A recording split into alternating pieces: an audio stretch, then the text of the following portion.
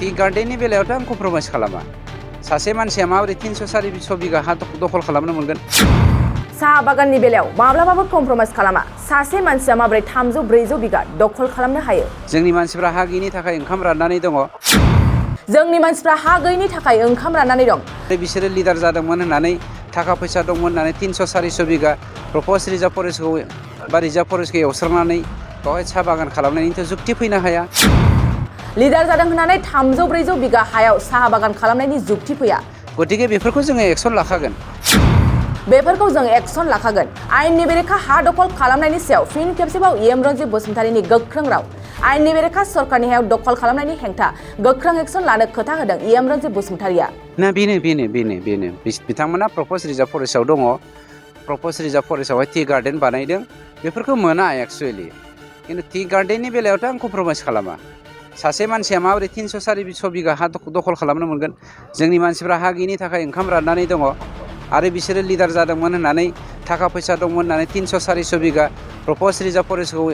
बा रिजार्भ फरेस्टखौ एवस्रांनानै बेवहाय साहा बागान खालामनायनिथ' जुक्ति फैनो हाया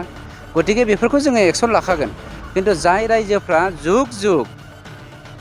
2 बिगा 3 बिगा 7 बिगा 8 बिगा दखल खालामनानै रायजो जाबोगासिनो दङ इभेन द it was under the proposed reserve forest it's not a matter बेखौ जोङो लासैनो आयेन बानायनानै माबोरै जोङो डिमार्केट खालामफिननो हागोन बे आयदाजोंनो बिथांमोननो मोनसे माबाखौ हरनाय जादों इनफरमेसनखौ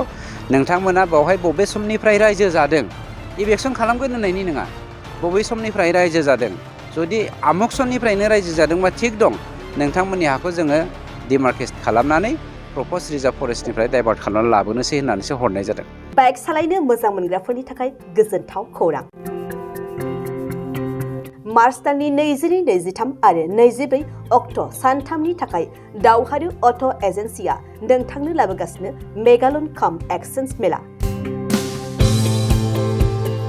बे मेगालन काम एक्सचेन्ज मेलाखौ क'क्राझार बड'लेण्ड गेस्ट हाउसनि साखाथियावनो खुंफुंगोन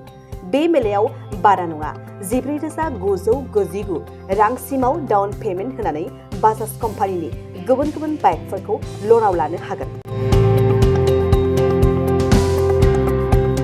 एक्सचेन्ज खालामग्राफोरनि थाखाय एक्सचेन्ज ब'नासबो थागोन बाइक सालायनायाव हमनो थाखाय बायगिरिया बेसेन लायालासे हेलमेटबो मोनगोन